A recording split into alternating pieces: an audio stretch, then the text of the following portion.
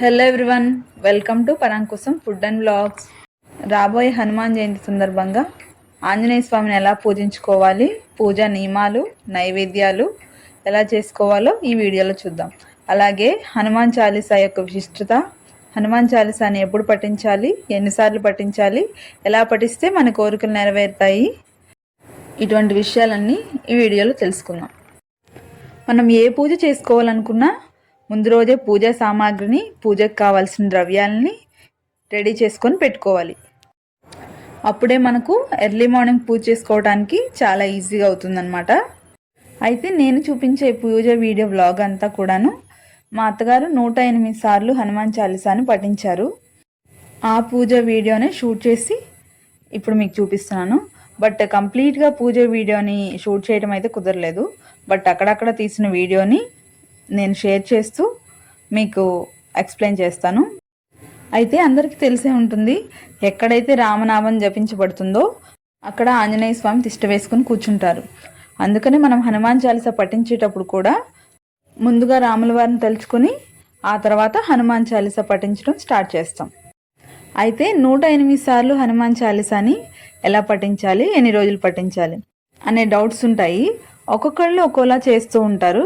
But మా అత్తగారు అయితే మాత్రం నెలకు ఒకసారి చొప్పున, అంటే నెలలో వచ్చే పౌర్ణమికి 5 పౌర్ణములు కలిపితే 108 సార్లు వచ్చేలాగా హనుమాన్ చాలీసాని పఠించారు. ముందుగా తమలపాకుల పైన శ్రీరామ అని రాసుకుంటారు. అది 5 కానీ 8 కానీ 3 కానీ అవి ఉండొచ్చు, అది మన ఇష్టం. మనం ముందు ఏ పూజ చేసుకున్నా కూడా ఉత్తిష్టంతు భూత పిశాచాహ ఏతే భూమి బారకాహ ఏతేషము విరోధేన బ్రహ్మకర్మ సమారభే అనే మంత్రాన్ని చదువుకుంటూ పూజా ద్రవ్యాలపైన, పూజా సామాగ్రి పైన, మన పైన కొంచెం నీళ్లు చల్లుకోవాలి. అప్పుడు పూజా ద్రవ్యాలు శుద్ధిపడతాయి. ఆ తర్వాత ముందుగా మనం ఏ పూజ చేసుకునేటప్పుడైనా మహాగణపతిని తలుచుకోవాలి. మహాగణపతిని పూజ చేసుకొని ఆయన తలుచుకున్న తర్వాత దీపారాధన చేసుకోవాలి. దీపారాధన చేసుకునే ముందు దీపం జ్యోతి పరబ్రహ్మ దీపం ప్రణమామ్యహం, దీపేన సాధ్యతే సర్వం తం దీపం ప్రణమామ్యహం అనే మంత్రాన్ని చదువుతూ దీపారాధన చేసుకోవాలి. దీపారాధన చేసిన తర్వాత దీపరాజాయ నమో నమః, దీపలక్ష్మి నమో నమః అనుకుని మనం చేసిన దీపారాధనకు నమస్కారం చేసుకోవాలి. ఆ తర్వాత దీపారాధన కంప్లీట్ అయిపోయిన తర్వాత కేశవాయ స్వాహ, మాధవాయ స్వాహ, నారాయణాయ స్వాహ అనుకుంటూ ఆచమనీయం చేసుకోవాలి. మగవారు పూజ చేస్తే కేశవాయ స్వాహ, మాధవాయ స్వాహ, నారాయణాయ స్వాహ అని చదువుతారు. బట్ ఆడవాళ్ళు పూజ చేసేటప్పుడు కేశవాయ స్వాహ, స్వాహ బదులుగా నమః, కేశవాయ నమః, మాధవాయ నమః, నారాయణాయ నమః అనుకుంటూ చదువుతూ ఆచమనీయం చేసుకోవాలి. ఇలా ఆచమనీయం కంప్లీట్ అయిపోయిన తర్వాత ప్రాణాయామ మంత్రం జపిస్తూ ప్రాణాయామం చేసుకోవాలి. ఆ తర్వాత మన గోత్రనామాలతోటి సంకల్పం చెప్పుకోవాలి. సంకల్పం చెప్పుకున్న తర్వాత మనం పూజ స్టార్ట్ చేస్తాం. మనం ఏ స్వామి అమ్మవార్లు పూజ చేసుకోవాలనుకున్నా ఈ మంత్రాలు మాత్రం కామన్. ఈ సంకల్పం చెప్పేంత వరకు ఇవే మంత్రాలు. సంకల్పం అయిపోయిన తర్వాత ఇంకా మనం ఎవరు పూజ చేసుకోవాలో ఆ పూజలోకి వెళ్తాం. ఇప్పుడు మనం చేసుకునేది ఆంజనేయ స్వామి పూజ కాబట్టి హనుమాన్ చాలీసా గురించి తెలుసుకుందాం. అయితే మనం హనుమాన్ చాలీసా పఠించడం స్టార్ట్ చేయకంటే ముందు చెప్పాను కదా, రామనామ జపం ఎక్కడైతే జరుగుతుందో అక్కడ ఆంజనేయ స్వామి తిష్ట వేసుకుని కూర్చుంటారని. మా అత్తగారు ముందుగా శ్రీరామ రక్షా స్తోత్రాన్ని చదివి ఆ తర్వాత ఆంజనేయ స్వామి అష్టోత్తరాన్ని చదివిన తర్వాత హనుమాన్ చాలీసాలోకి వెళ్తారు. శ్రీరామ రక్షా స్తోత్రం అంటే ఆపదామపహర్తారం ధాతారం సర్వసంపదాం లోకాభిరామం శ్రీరామం భూయో భూయో నమామ్యహం అనే మంత్రాన్ని 3 సార్లు చదువుతారు. ఆ తర్వాత అష్టోత్తరం చదువుతారు. ఈ మంత్రం చదువుకోలేని వాళ్ళు జై శ్రీరామ్ జై శ్రీరామ్ అని ఒక 11 సార్లు చదివిన తర్వాత ఆంజనేయ స్వామి అష్టోత్తరం చదువుకొని హనుమాన్ చాలీసాను స్టార్ట్ చేయాలి. ఈ ఆంజనేయ స్వామి అష్టోత్తరం చదివేటప్పుడు తమలపాకులతో చేస్తే చాలా మంచిది.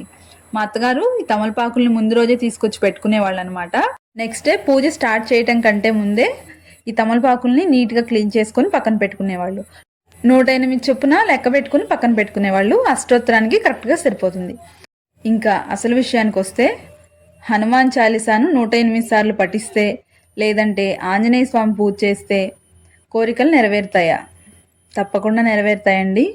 మా అత్తగారు నాకు చెప్తూ ఉంటారు, మనం ఏ పూజ చేసినా కూడా శ్రద్ధ భక్తితోటి నమ్మకంతో చేస్తే ఆ కోరిక తప్పకుండా నెరవేరుతుందంట. మనం చేసే పనిని బట్టి మనం కోరుకున్న కోరిక న్యాయమైనదైతే తప్పకుండా తీరుతుందండి. ఇంకా ఇప్పుడు నైవేద్యాల విషయానికి వస్తే గారెలు, అప్పాలు, బెల్లం పాయసం అంటే స్వామివారికి చాలా ఇష్టం అంటండి. మేము ఈ మూడింటితో పాటు పానకం, వడపప్పు కూడా చేస్తాము. ఇంకా పళ్ళ విషయానికి వస్తే అరటిపళ్ళు మరియు మామిడి పళ్ళు అంటే స్వామివారికి చాలా ఇష్టం. అయితే మేము పూజ చేసినప్పుడు మామిడి పళ్ళు అవైలబుల్గా లేవు, అందుకని అరటిపళ్ళు మాత్రమే నైవేద్యంగా పెట్టాము. ఇప్పుడు సీజన్ వచ్చేసింది కాబట్టి మామిడి పళ్ళు అందరికీ దొరుకుతాయి, నైవేద్యంగా పెట్టుకోవచ్చు హనుమాన్ జయంతికి. ఇంకా ఫైనల్గా హారతి మా అత్తగారు అరటిపండుని కట్ చేసి ఆ అరటిపండు పైన కుంభవత్తులను పెట్టి హారతి ఇస్తారు. అయితే ఈ కుంభవత్తుల్ని ముందుగానే నువ్వుల నూనెలో కానీ ఆవు నేతిలో కానీ నానబెట్టుకుని ఉంచుకోవాలి. అప్పుడే మనం హారతి ఇచ్చేంత వరకు వెలుగుతూ ఉంటాయి. ఆ తర్వాత కర్పూరంతో కూడా హారతి ఇచ్చేసి ధూపదీప నైవేద్యాలతో ఆరగింపు చేసేస్తారు. నాకు తెలిసి మేము చేసుకునే విధంగా హనుమాన్ చాలీసాను, ఆంజనేయ స్వామి పూజా విధానాన్ని ఎక్స్ప్లెయిన్ చేశాను. మీకు ఏదైనా పూజా విధానం గురించి డౌట్స్ ఉంటే కామెంట్ సెక్షన్లో కామెంట్ చేయండి.